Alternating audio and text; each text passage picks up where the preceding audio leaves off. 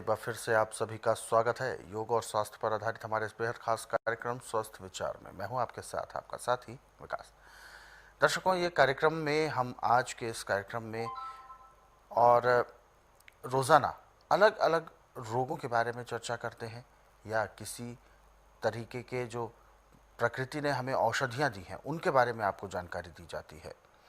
बेहद खास जानकारी होती है, प्रकृति से आपको जोड़ने का प्रयास होता है और अपना उपचार आप स्वयं कैसे कर सकें इसके बारे में भी आप सभी को बताया जाता है। और इसीलिए जब भी कार्यक्रम को हम शुरू करते हैं तो आप सभी से हम अनुरोध भी करते हैं कि जब भी आप इस कार्यक्रम को देखने बैठें तो कॉपी और पेन भी साथ में ज़रूर लेकर बैठें। जो भी नुस्खे उपचार आपको बताए जाएं उनको लिखना आप बिल्कुल ना भूलें। आज के इस अंक में भी हम एक ऐसे ही मुख्य विषय पर बात करेंगे, लेकिन इससे पहले कि हम कार्यक्रम को शुरू करें आप सभी को हम अनुरोध भी करते हैं कि यदि आप इस कार्यक्रम से जुड़ना चाहते हैं या कोई भी ऐसा सवाल आपके जहन में उठ रहा है तो जो नंबर आपके टीवी स्क्रीन पर चल रहे हैं इन्हीं नंबर्स पर आप कॉल करके सीधे इस कार्यक्रम से जुड़ सकते हैं, अपना मार्गदर्शन प्राप्त कर सकते हैं। तो चलिए आगे बढ़ते हैं और शुरू करते हैं आज के इस मुख्य विषय पर चर्चा। गुरुजी, आज के इस अंक में हम बात करने जा रहे हैं बेल, क्योंकि पहले भी हमने कई बार बात करी है बेल पर।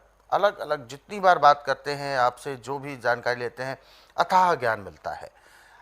आज मैं जानना चाहूँगा, क्योंकि बेल एक ऐसा फल है जो हर एक व्यक्ति की पहुँच में है, चाहे क्योंकि बेल अपने गुणों को देने में अमीरी गरीबी बड़ा छोटा नहीं देखता। ये एक ऐसा फल है जो एक साधारण वर्ग, जो मध्यम वर्गीय परिवार है या निम्न वर्गीय परिवार है, हर किसी के घर में ये आसानी से अपनी पहुंच बनाता है। तो ऐसे में इसको औषधियों का भंडार कहा जाता है, लेकिन इसके सही उपयोग के बारे में अक्सर लोगों को पता ही नहीं होता कि ये कितनी ज़्यादा औषधियाँ इसके अंदर निहित है।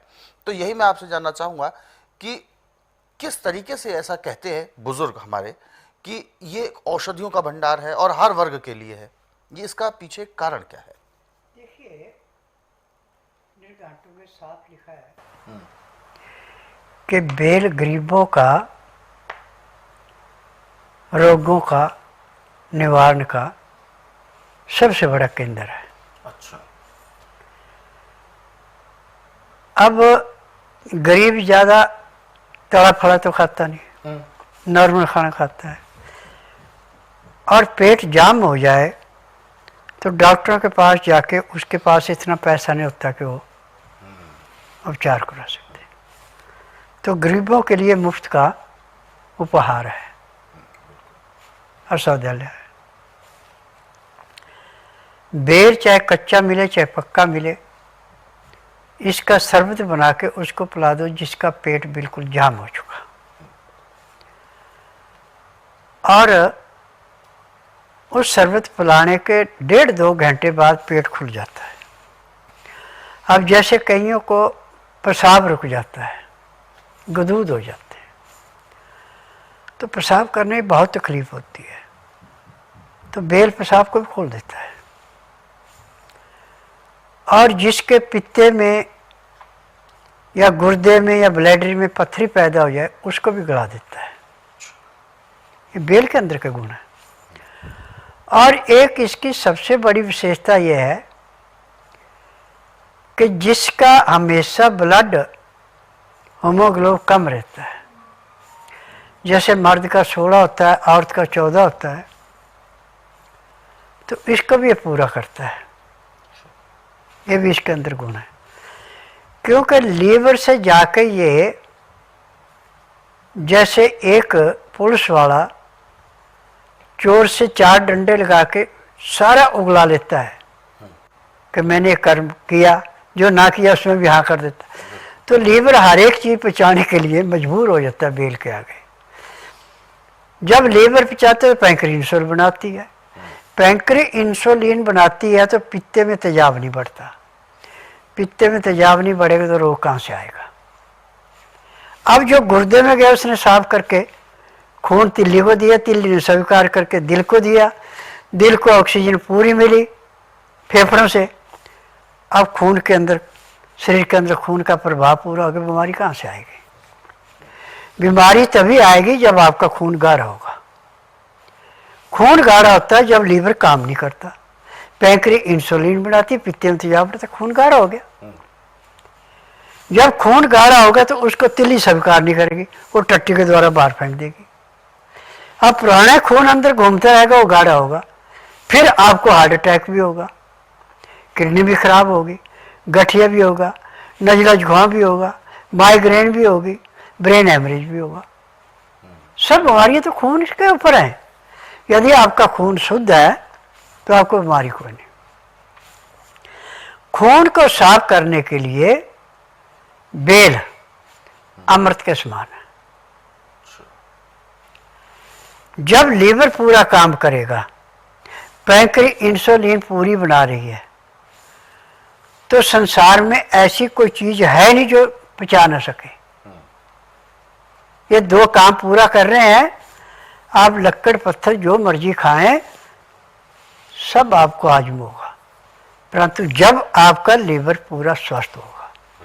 तो लीवर को स्वस्थ करने के लिए बेल चाहे जूस के रूप में ले, चाहे कैंडी के रूप में ले, चाहे मुरब्बे के रूप में ले, चाहे पाउडर के रूप में ले, हर जगह से लाभ ही लाभ देता है।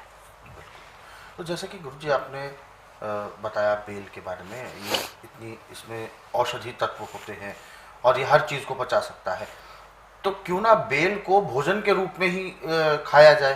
तो ये कोई नुकसान तो नहीं करेगा क्योंकि ज़्यादा खाया जाए? देखिए, पेट भर लिया। बेल कभी नुकसान नहीं करता। आम ज़्यादा नुकसान करता है, जामुन ज़्यादा खा ले नुकसान करता है, आड़ू ज़्यादा खा ले नुकसान करता है। बेल कभी भी नुकसान नहीं करता। यानी पेट भरने के लिए अगर हम इसे प्रयोग करें तो, क्योंकि ऐसा सुनने में आता है ज़्यादा खाना तो हर चीज़ के नुकसान की चीज़ होती है। बेल में नुकसान नहीं। अच्छा, तो बिल्कुल हाँ, बेल दर्शकों बहुत लाभदायक चीज़ है। इससे हम कभी कभी अपने स्वास्थ्य के लिए जो प्रयोग करते हैं वो तो करें ही करें, कभी कभी हम इसे बहुत अच्छे से भी खा सकते हैं यदि आवश्यकता हो तो। जैसा कि गुरुजी ने कहा, हर वर्ग के लिए बेल अपने गुणों को देता ही है, क्योंकि प्रकृति ने जो भी हमें चीज़ दी है अपने मौसम के अनुसार, उसका उस मौसम में एक विशेष महत्व भी होता है।